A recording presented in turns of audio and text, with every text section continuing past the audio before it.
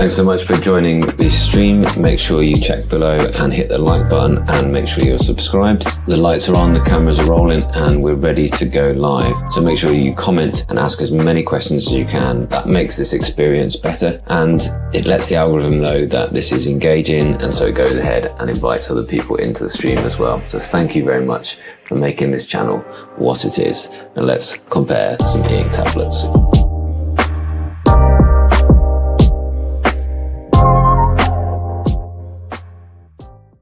And thank you very much for joining a little bit of an earlier time than I would normally go live streaming, but tonight I'm going to have the night off and I'm actually going to go ahead and have the night and have a glass of champagne with the wife. I think is what we're going to do this evening, so looking forward to that very much. 10 years on YouTube. Hello if you're watching on the replay as well, warm welcome to you all. Just leave any comments, any questions about that in the comment section below or in the chat as well, and just introduce yourself, say hello if you're here live as well. I'm going to run through some of the highlights of my channel over those years, and yeah, I'm just going to talk you through some of the things that I've learned as well, and yeah, we're going to have a nice time, I hope. Just a bit of a celebration really. I'm also going to talk a little bit at the end. I've planned a little bit where I'm going to talk about I'm going to talk about what I'd do if I was the CEO of either Boox or Supernote, so that should be fun as well.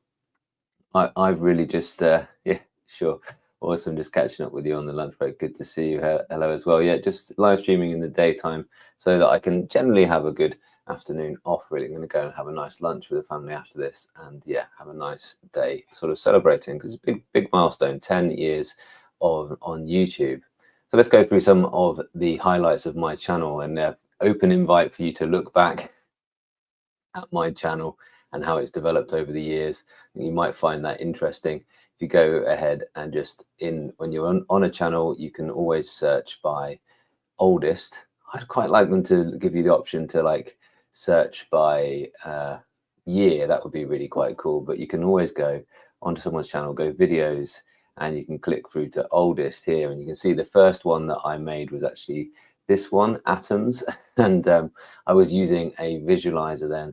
I was using a visualizer which was absolutely terribly low quality, terribly low. I guess it was like 480p at the most or something, plugged into my old laptop that you can hear whirring in the background. And that first video, that didn't do great, but I started with atoms, which made sense to me anyway. And then this was the first one that took off, and that actually took off pretty quickly, the life cycle of stars. So I've got it queued up here in this one. The life cycle of stars is a good bit of teaching here. I'm probably going to mute it so that it doesn't pick up in the microphone. And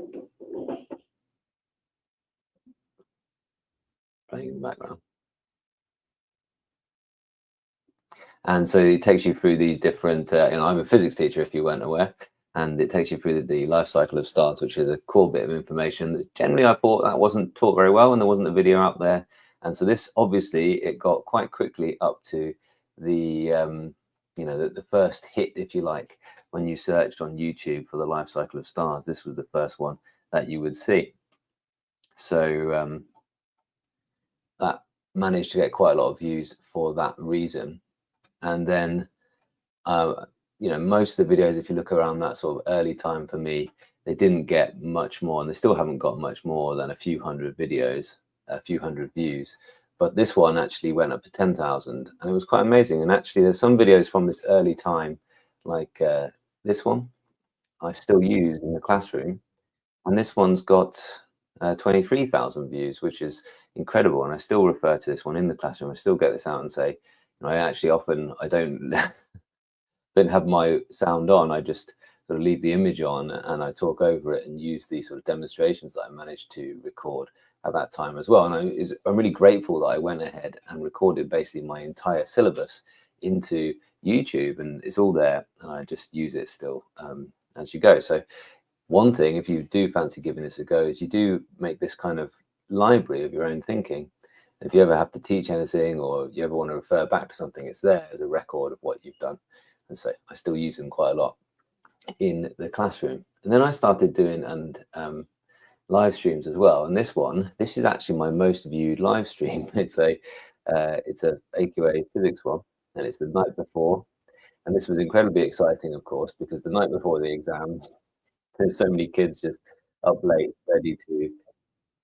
ready to study. And so I went through the entire of the thing, the entire exam, all the stuff they kind of need to know for the exam. It took me about an hour, I suppose, or half an hour. Look, and I went through the key bits of it, not everything you need to know. And it's just amazing to see all these people.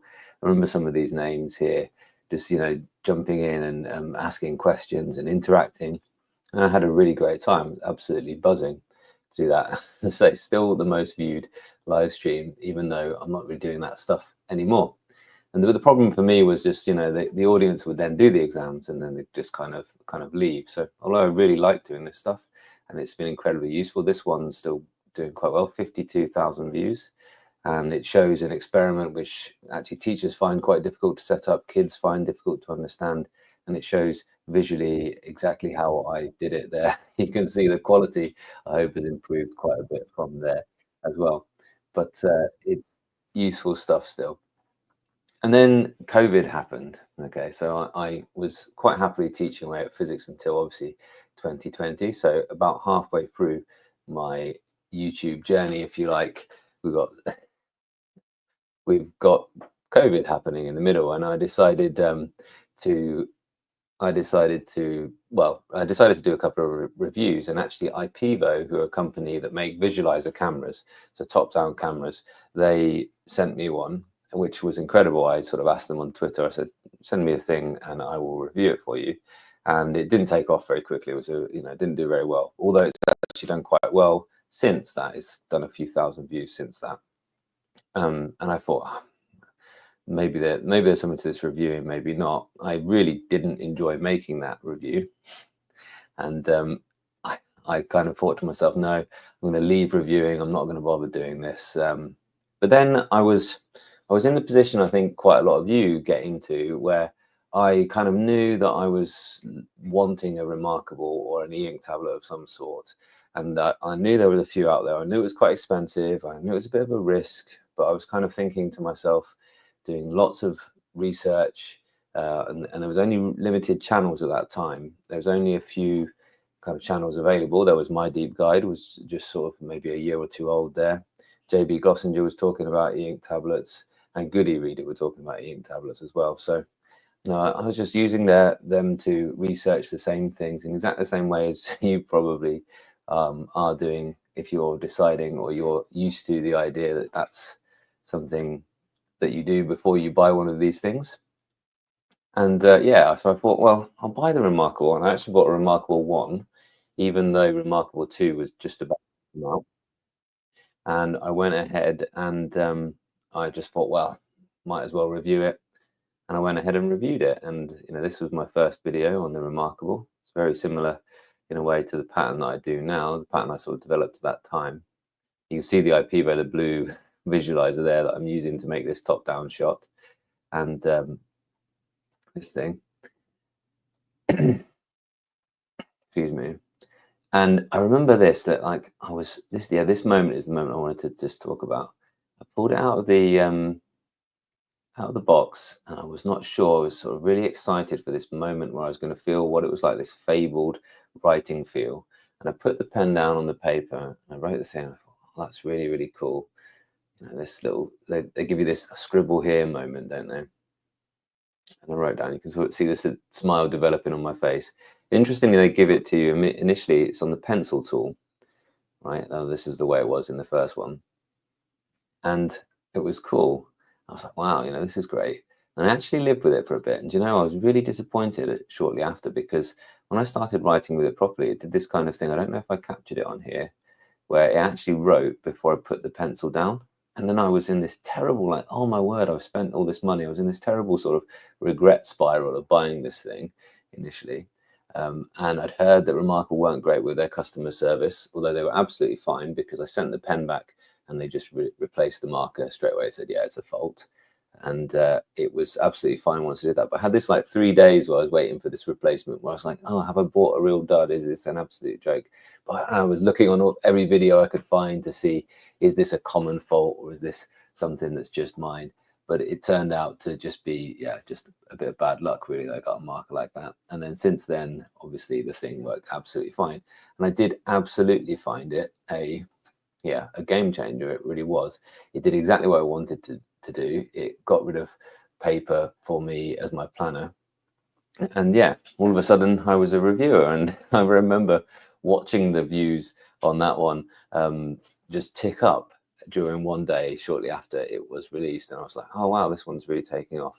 And even though it was a bit out of my comfort zone, and I wasn't sure that I wanted to do this. I hadn't enjoyed making the video because it was a bit out of my sort of wheelhouse, a bit of a new technique. And I was kind of like, had the videos on the timeline. I was like, oh, I'm struggling to make sense of this, all this footage that I've captured.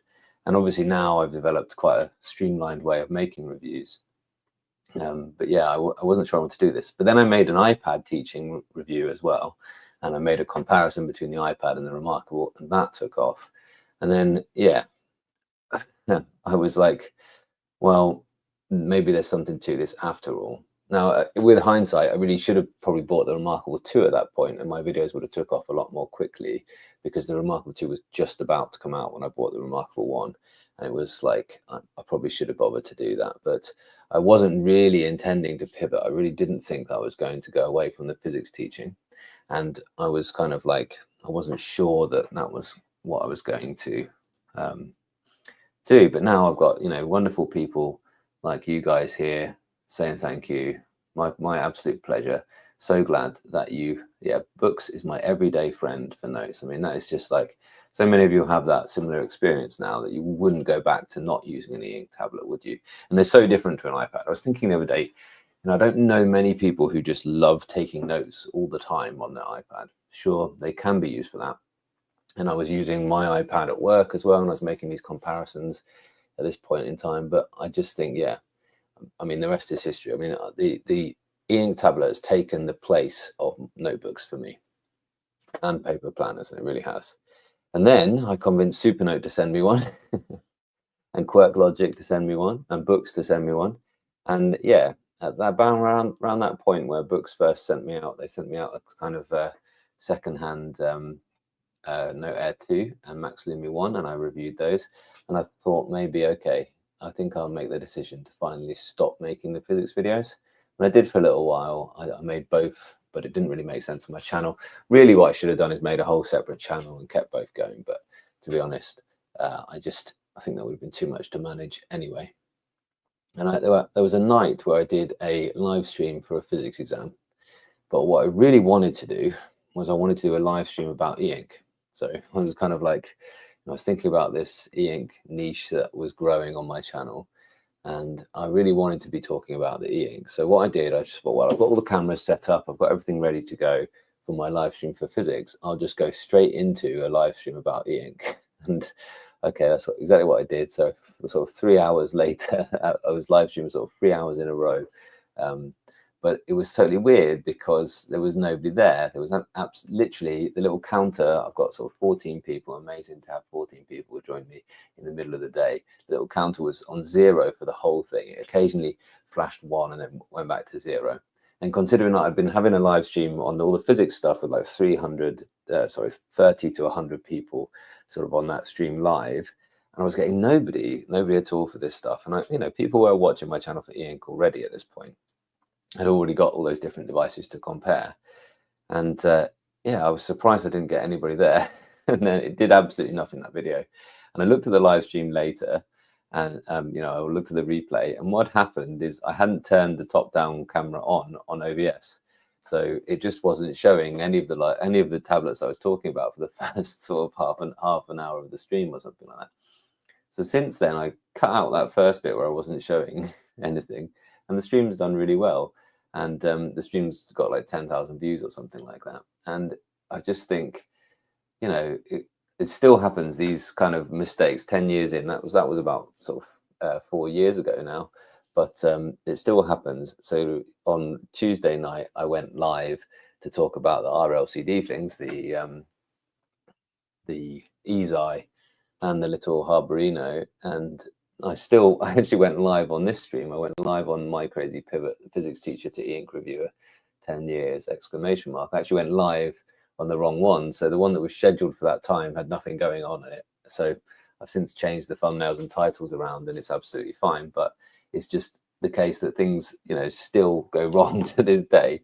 Like the camera just randomly stopped working. So I had to reply. I was late starting the stream. I was in a bit of a fluster, I think. Live streams, there's just so much that can go wrong, and I had to switch quickly to my other camera. Lucky I'm a camera enthusiast, and I've got enough to sort of make that situation. But those live streams earlier on were a far more janky setup. I couldn't do this. I couldn't see your comments as I was doing the stream as well. Amazing. Yeah, 2 channels. Yeah, it's very challenging to do both when you don't have a team. Absolutely. But I don't know what I'm wondering. e-ink Unplugged is whether I really want to go to that phase of YouTube where you might get a team.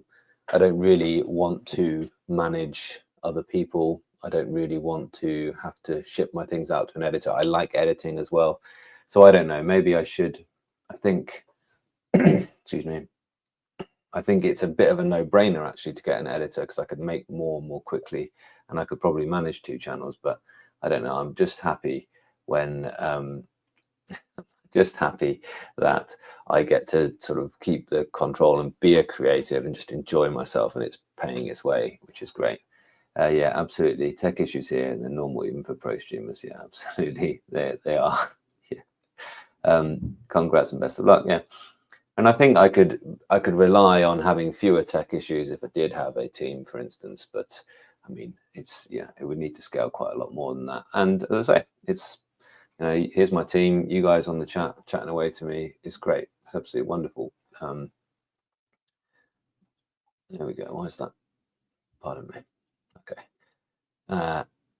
So yeah, I know early on I was just using that visualizer, that iPivo visualizer that I've recommended to a lot of people since, we all use in school as well.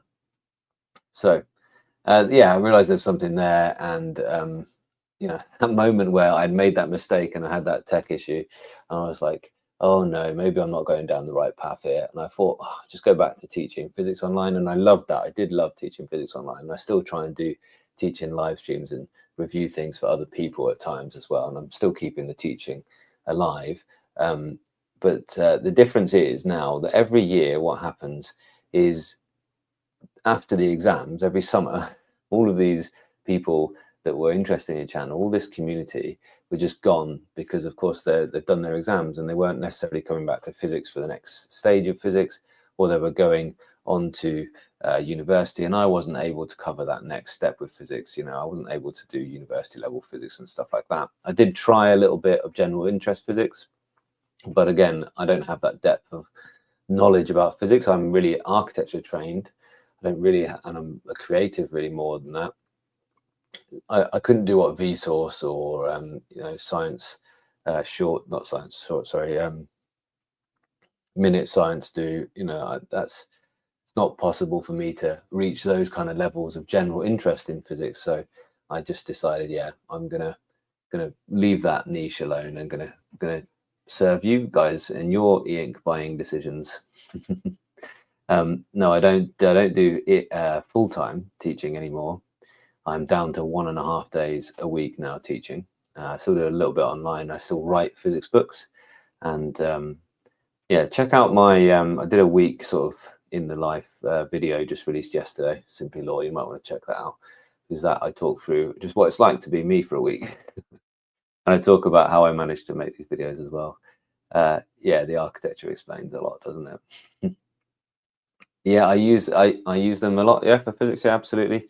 I do sort of. Sometimes I just show them under the visualizer. I don't share them to the whiteboard, although I certainly could, and I have done in the past. But basically, they're my planner, and I've got all my teaching notes on here.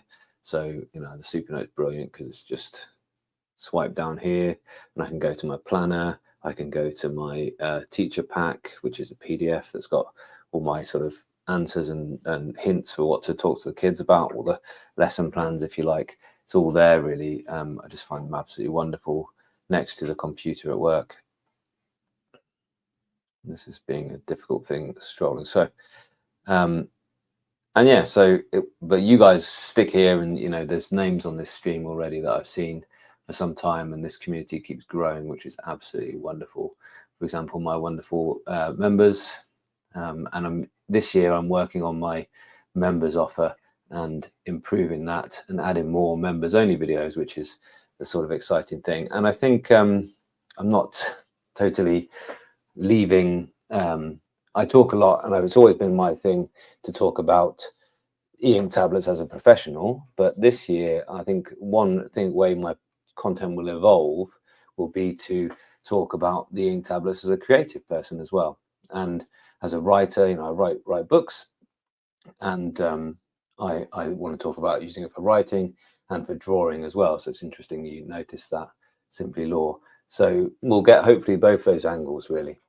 And it's, you know, what it is, the thing about doing a YouTube education channel, not just teaching the physics, but teaching about these ink tablets, a review channel is really an education channel, then you get to bring a different perspective to this niche. And that's what started me on it. I thought, okay, I can bring a different perspective to this. I'm going to talk a little bit more just about Boox and Supernote in just a minute. Well, I'm just going to give myself a moment to clear my throat and have a drink whilst I just talk about, I'll put what am I doing with members this year. I just want to take a moment to talk about my membership offer. There are 3 tiers of membership. Firstly is the advanced review evaluators, and people love to see my videos before they go live to the public. The next tier is members only videos, and this year I'm increasing the number of members only videos that I put out each month. It's amazing to me that my channel is at the point where I can't respond to every single comment that I get. I try my best to get around to as many as I possibly can, but as a member in any tier, I'll always respond to your questions first. And I do know that many of you have questions about your specific use case. And the last tier is my office only tiers, where I'll offer you a call every quarter if you join that tier. So you can discuss and get advice about which one might suit you, but also how you can integrate these into your work life. I really appreciate that many of you want to support the channel in this way, and this is just a bit more than giving a super thanks on a live stream. So thank you once again. So yeah, I also, in like COVID times, just to go back a little bit now, I wrote a book, and I wrote a book about how to make educational channels and educational videos. And I wrote that, it was a time when everyone was suddenly locked up indoors and teachers were trying to put their lessons onto video. So I thought, great, I'll make a video on how to make educational videos, and that's done really well. It's actually become, again, it started terrible, it hardly did anything for ages, and it's become one of my best viewed videos at the minute as well, how to easy ways to make educational videos. But also my book is available as well. And what if you are interested in doing this type of thing yourself, then all you need to really think about is, you know, teach something that you know, teach something that you love, something that you're interested in, something that you can talk quite freely on, and teach it to a specific group of people. So think about, you know, specific people. Often think about people who are like 2 years behind you in something. That's a really good rule of thumb. If you know a lot about something that you know other people are interested in, then teach those people who are just 2 years behind you, not total beginners maybe, not total experts maybe, but just teach people that are trying to do what you're currently doing now. And yeah, my book's available. There's a link in there as well if you're interested in to check that out. You can get it free actually if you sign up for Kindle Unlimited as well. Yeah, it's funny as well. That video with the educational videos was really skeptically received by a lot of teachers at my school as well, and so was my physics content at first by my kids as well. It's really odd. I don't think it's the case as much anymore, but sometimes people are a bit skeptical about your motivations for doing things, and I think that was what that was like at the start there. Anyway, so on it's funny as well, that book, again, it's not sold hugely or widely, but it's cool that it's there. And I'd recommend if you've got the time or the patience to put a book out there, because little things like, well, I looked on my book on Amazon and there's a review of it, and in the review there's a few reviews, but one of them, this gentleman's actually taken a photograph of his book and said, I love this book, it's amazing, I've been annotating it as I've been working through it. And I thought, that's incredible. Somebody, this is a teacher, I think a gentleman in Australia, has actually been using my book, and he's taken the time, he's learned so much from it that he's actually leafed through it and annotated it as he goes. So that's incredible. He start his own he's started his own YouTube education thing for his students. That's amazing. Even that one person, it's an incredible thing, isn't it? And that's where I'll sort of leave this little bit here, you know, just to say massive thank you to you all for being here. And I'm going to talk a little bit about Supernote and Boox in just a second. I'll answer this question in a second as well. But there's, you know, it's amazing that there's this many people at this sort of time of day decided to join in, and all of the people that will watch on the replay as well. Hello to you all as well. It's quite incredible. And that there's 50,000 people who bothered to scroll down and click that subscribe button. It doesn't sound like much, but actually, you know, for a lot of people who don't necessarily think of doing that unless they think, oh yeah, that guy's doing well. You know, it's kind of like a, oh yeah, I appreciate that. And they go and they subscribe. And yeah, I've also got plenty of people now joining the memberships of my channel, which really I just sort of thought was a bit rude not to, because I was getting a few super thanks on live streams and things, and that was cool. But I thought, well, I'll just give you something back. You know, super thanks is like hardly anything from me to you to say thank you for that. So with the memberships, I just give membership testing videos.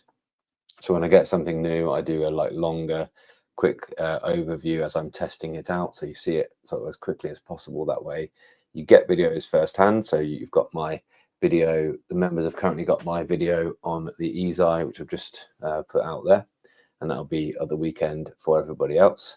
So you just get it, you know, while they're scheduled to go out day by day. You just get it a little bit in advance of that.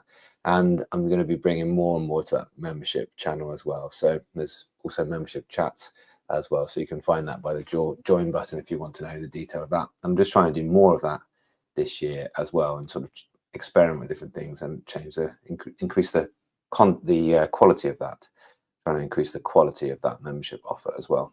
So I really do appreciate you all. It's not just numbers, you know, it's not just numbers on a screen, but the numbers are incredible. 500,000 views a month. I remember really quite acutely when I actually hit 500,000 views in total.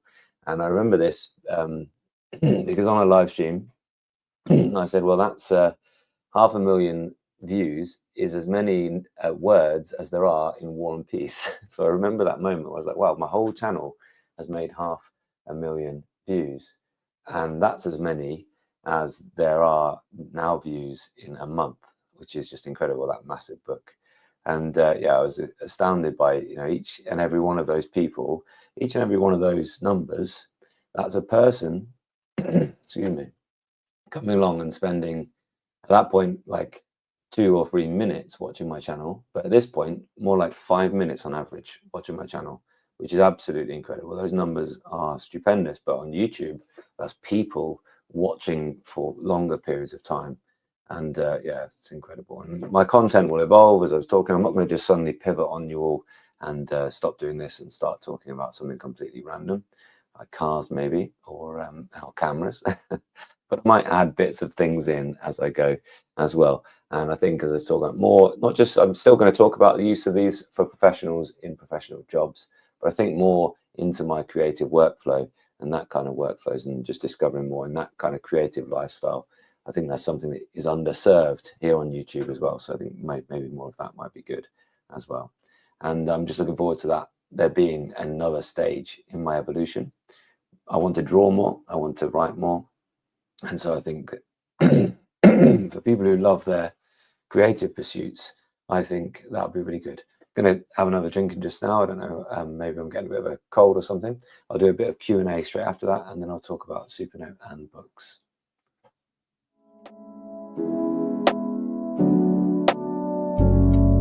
Thanks so much for being here and spending time with me on this live stream. I really enjoy engaging with you guys and answering your questions live. It's a massive support to me. Now, if you do decide that one of the devices that I review here on my channel is for you, then go ahead and check the links in the description, because when you make a purchase through a YouTuber's affiliate links, you make it possible for us to keep making content for you. So absolutely, Income Plug. Yeah, it is about not burning out. It is about having a balance. You use the right word there. What I've actually had to do is just take less and less time. So over the last 3 years, I've taken firstly 1 day off teaching to do YouTube, and then 2 days off teaching, and now sort of 3 days off teaching basically. And that, I think I've hit the right balance.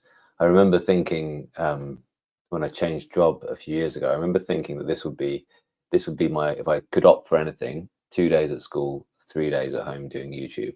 I think that's the balance that I knew was kind of right. So that's where I'm at. It was, I don't think, thing about burning out, I think the thing that will burn me out, if anything does burn me out, is getting bored and doing the same kind of thing over and over again.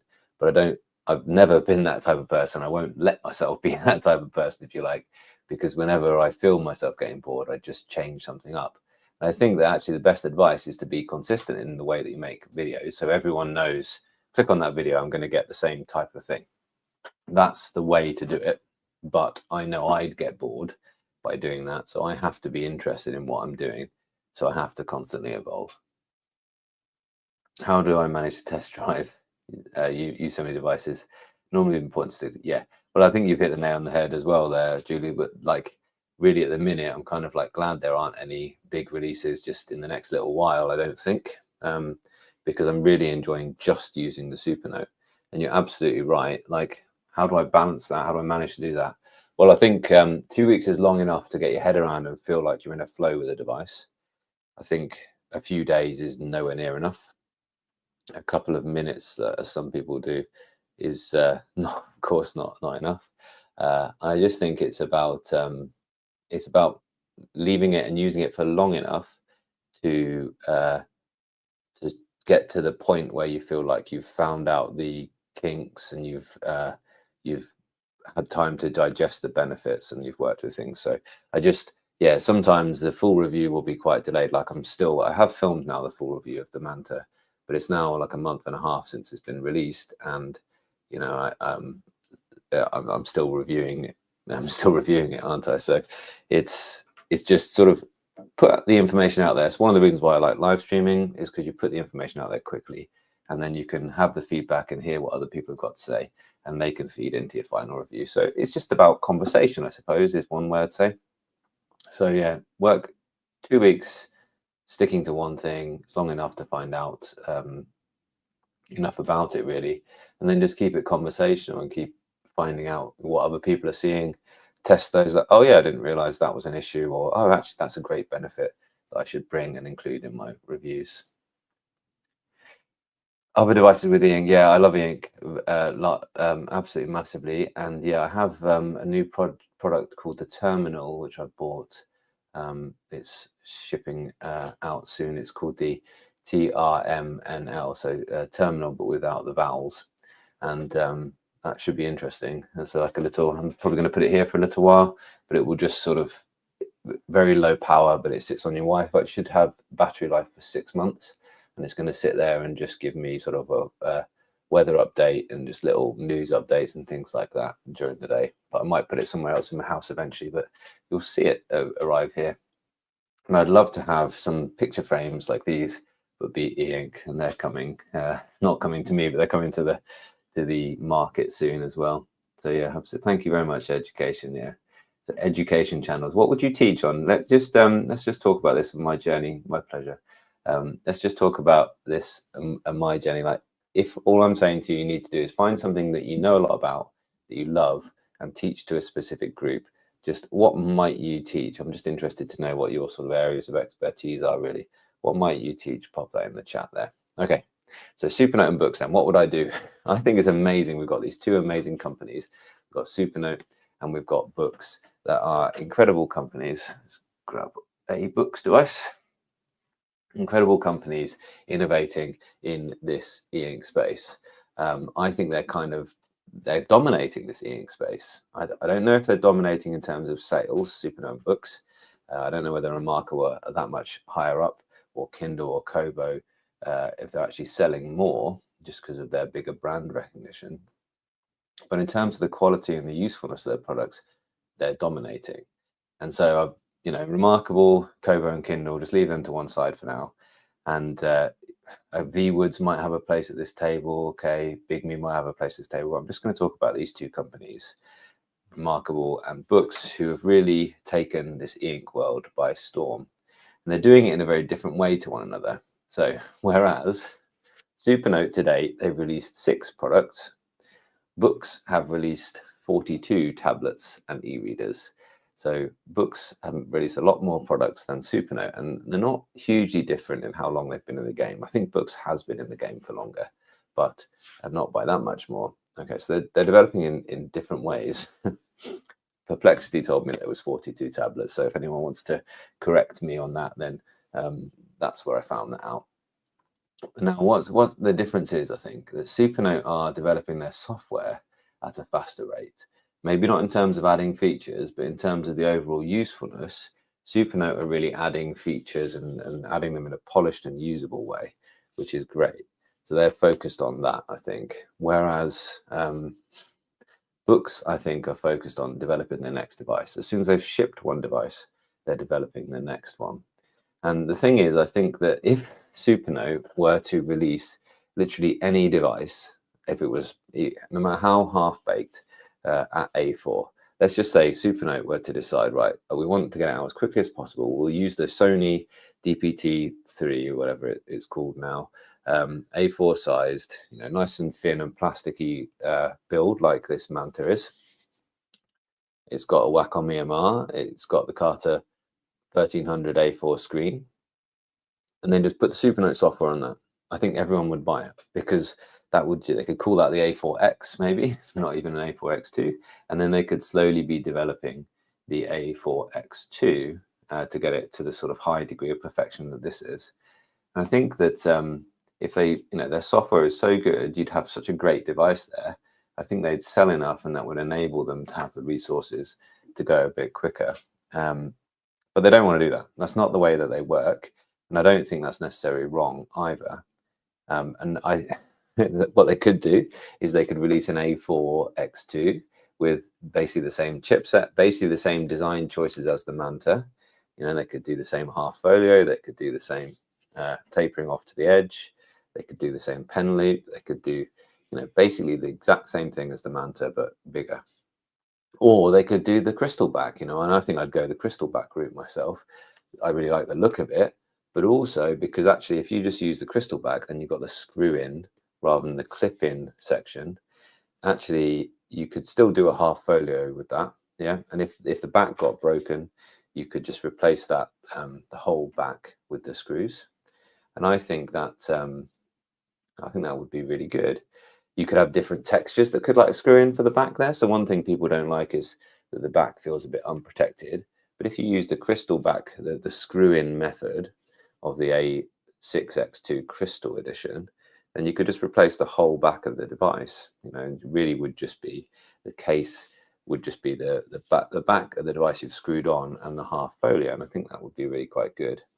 I mean, what do you think? There could be a whole other video. It could be a whole other video where we speculate on that, couldn't it? But what would an A4 device from Supernote look like? I'm not saying they need one, but I'm saying it would sell really, really well. And I think they probably should, just because, companies obviously need to keep that revenue going in. So I think that would be quite good. I think that would be quite good for them.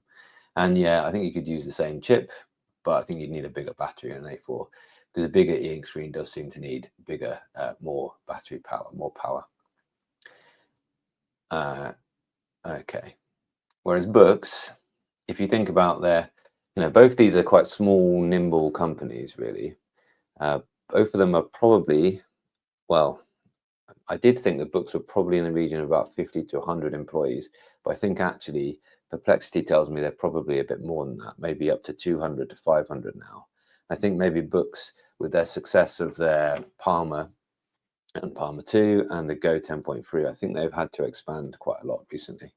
Now, I'd say probably with Boox, about 70% of their energy and their resources goes into developing the product, and they must be on the hardware team. And about 30% of their resources goes into software development. Whereas Supernote, I think they're probably a smaller group in anyway, maybe around 100, but I think they're the other way around. They're probably 70% developing their software and their platform, 30% developing their hardware. I think what I would do as a CEO of both of them, I would balance that out. I would try and go to about 50-50. you know, and I think that this is why we're seeing another quite very much like half-baked product here from Boox, this keyboard case. I do think that, you know, they've missed a trick here, and yeah, I think it probably is broken. If there's any double presses at all on that space bar, and loads of people are reporting on that, then it's broken. I think it probably needs a recall. And I think the Manta will eventually get a keyboard case, but it will probably be a year till we get that. And then probably a year after that, we'll probably see an A4 device. And okay, we don't have to wait very long for Boox devices, nor do we have to wait very long for the features to be added, but they're rarely polished and they're rarely elegantly done. They're rarely useful. They're really elegantly implemented to make them really incredibly useful. So I think that, you know, I like the way both these companies work, but they definitely do things differently. And I think that if they'd have taken their time, I was really hoping the Note Max was going to just slot in there as my e-ink laptop. I really hoped it was just going to be like, yeah, that's perfect. That does everything it needs to do. But as it happened, I got it out of the box, used it for a bit, spent the entire afternoon typing on it, and then just haven't really had another typing session on it since.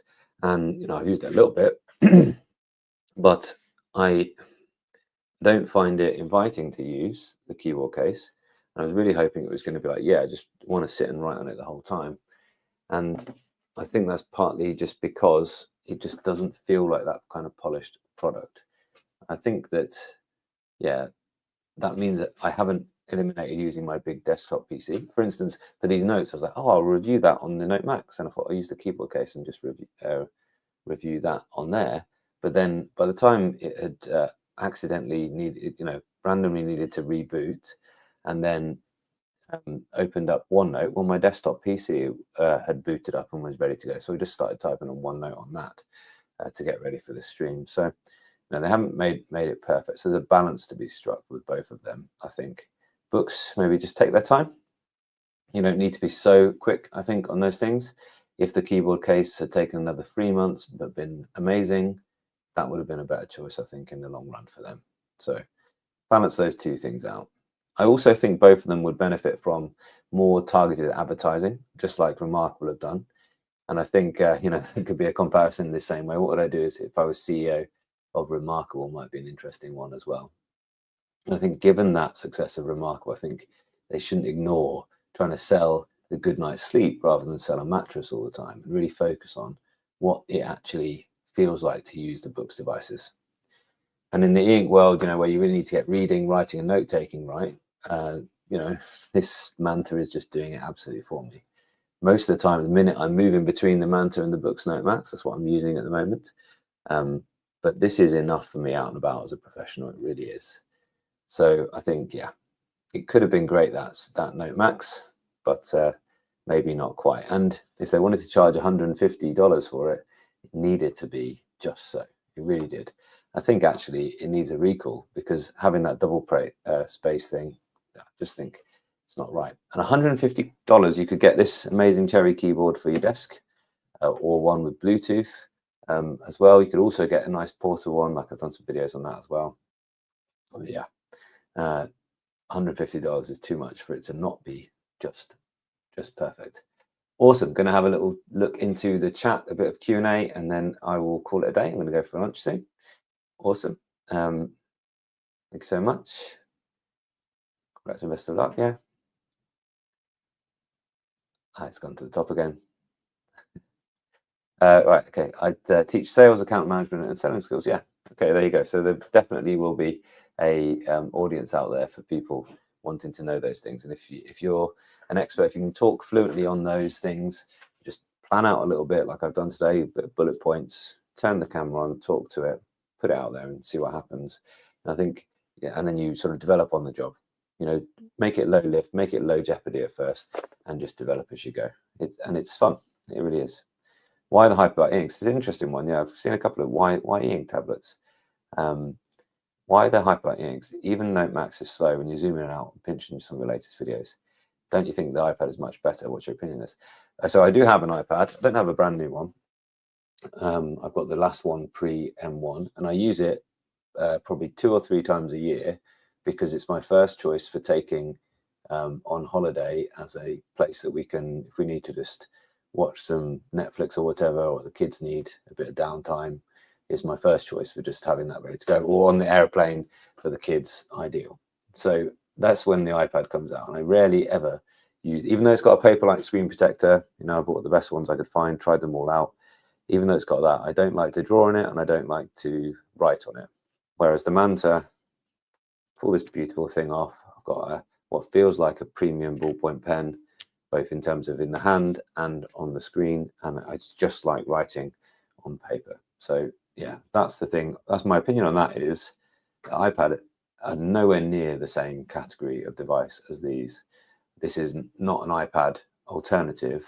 This is a whole new category of its own. It's not even a notebook alternative, really. It's not a paper alternative, really, because there'd still be a time for, you know, writing a beautiful note with a lovely fountain pen, a card to somebody, or a letter by hand. And there's still occasionally, you know, to sign things or to write very quick notes for yourself. Still uses for paper in those respects as well. And there's still uses for premium drawing paper or premium things to make finalized bits of art. But it's great for what it does. So I hope that's it. That's why e-ink tablets. And Christina Ray's having chatting here. Yeah, iPad is entertainment. Yeah, hate writing on it. It's not comfortable. Hate any stylus that needs to be charged. It's just distracting. Yeah, I mean the Apple. There's nothing wrong with the Apple Pencil. I absolutely agree with that. But yeah, the e-ink is just to write on. The simplicity keeps you from being distracted, and the writing feel is much better. I think you're acutely aware when you're writing on an iPad. Even though the Apple Pencil is great and really accurate, you're acutely aware that you're writing on a glass with a screen behind it, whereas you really do sink into this. It just feels like ink on paper. I mean, you really do feel like it's just so natural. It's just what you're used to. Yeah, have an IRMPP and an iPad. iPad feels terrible to write on, even with the paper. Like, there we are. So hopefully that answers the question. So yeah, that's enough. That's all I needed to know. But they are great, and I think so many, you can hear people here would not go back. Have I ever used 2 different platforms at once in your workflow? Trying the different brands. I've settled on Manta and RMPP as my devices. Trying to find a new hole for my F3C. Yeah, well, the hole is for different apps, isn't it? And using OneNote or things like that. But definitely still using. Yeah, I think personally there is a use for a Boox and a note-taking tablet. Yeah, Boox for the apps and either the Manta or the RMPP, or just Remarkable 2, just for pure notes and things. Trying to find out a sensible workflow. Right now, it's at least nice to have one to read a textbook on, the other to take notes on. Wow, yeah. Dual e-ink combos, I'm all about that. Reading on an iPad is like reading a book, yeah, on a high gloss magazine paper. Sure, you can do it, but it's less enjoyable than reading on matte printed paper. Yeah, absolutely agree with that. And I just think there's something, it's hard to put your finger on, really, how nice it is to read on ink and write on ink. Yeah, well, I tried the previous brand when they were Boyu, and I certainly didn't recommend it because they have capacitive styluses rather than the EMR stylus. Preferred device just for e-reading. Well, honestly, the Kindle Colorsoft is brilliant, absolutely brilliant, and the Kindle Paperwhite is brilliant as well. So if it's just for reading and you're in the Kindle ecosystem, I think I really like the small Boox e-readers, and I love the Palma 2, etc. But I think and Pocketbook are excellent as well if you don't need a library like Kindle. Kobos I think are brilliant as well, although I've never tried a pure e-reader for that. But if it's like e-reading and lots of different things, then I'd go with Boox. So if you need a larger screen device, I'd go with Boox. I wouldn't go, if you wanted a larger screen device, I wouldn't go for the Kindle Scribe as a reader. I wouldn't go for the Tab Ultra C Pro either. I'd go for probably the Note Air 4C, Note Air 3 or 4C, but the Note Air 4C is the current one. Just for e-reading, I think that'd be absolutely brilliant. Or maybe even the Go 10.3 if you didn't need the front light. Thanks, Robin. Appreciate you. Jump into e-ink and look for something to do note-taking, capture meeting actions, and do some final analysis using Excel. yeah, if you need to use Excel, then go for Boox, because you can just sign into your Microsoft Cloud and over to you. Sounds like that's exactly the one for you.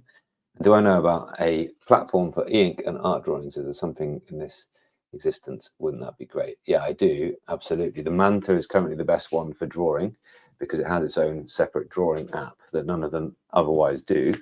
And if you need color for drawing, then the Remarkable Paper Pro is really good as well. But Atelier is the drawing app on Manta, and it's blooming brilliant, and I absolutely love drawing on it. Here's one I did just recently. This is what was it? What was the artist called? Is it Wallowitz? It's called Home Worker. Yeah, bless him. Brilliant stuff. But yeah, I took it drawing in London, St. Paul's. You can see my video. I've got a video comparing this, and they're remarkable for drawing at the art gallery. So definitely well worth a look. The Manta for drawing. You prefer one best ink tablet for all long life or not? Not perfect variants. Not sure what you're asking now, I'm afraid. But yeah, if you wanted to, I think what you're saying is if you want to just buy one now that's going to last for a long time, then yeah, I think the Supernote Manta is probably the one for that. The other one, Remarkable, do aim to have their devices in your hand being used for a long time as well. Well, thank you very much. 10 years on YouTube. Thank you so much for spending a little bit of time with me today to celebrate. I'm going to have, I'm going to go for lunch now. I'm going to have most of the afternoon off as well. And then I'm going to have a glass of champagne with the family to celebrate this evening. So thanks so much. Yeah, wouldn't that be cool? Yeah, okay. I'm thinking about, yeah, like making these a bit more like, making my YouTubes a bit more like podcasty type things. It's always been the thought there. So yeah, I'll take that into mind. I've talked to a couple of those guys. Yeah, would be good to bring them on. Thank you, Christina. Appreciate you, no end. Appreciate you all just being here and hanging out. Thanks so much. Thanks, buddy. Have a great day. Really appreciate you. Thank you, Simply.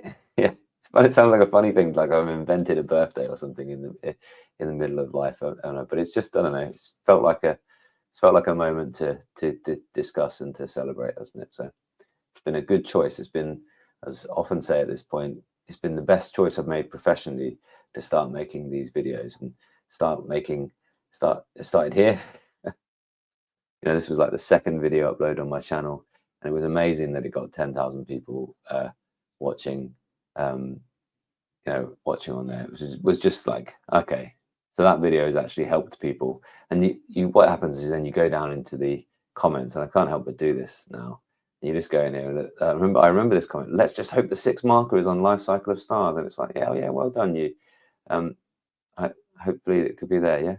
And then then somebody's come back like the day after saying, the 6th mark question wasn't on Life Cycle of Stars. And there we are. My channel started being called Mr. Betts Physics. That's what it was initially called. And then it was Guerrilla Physics, and then it was just my own name now.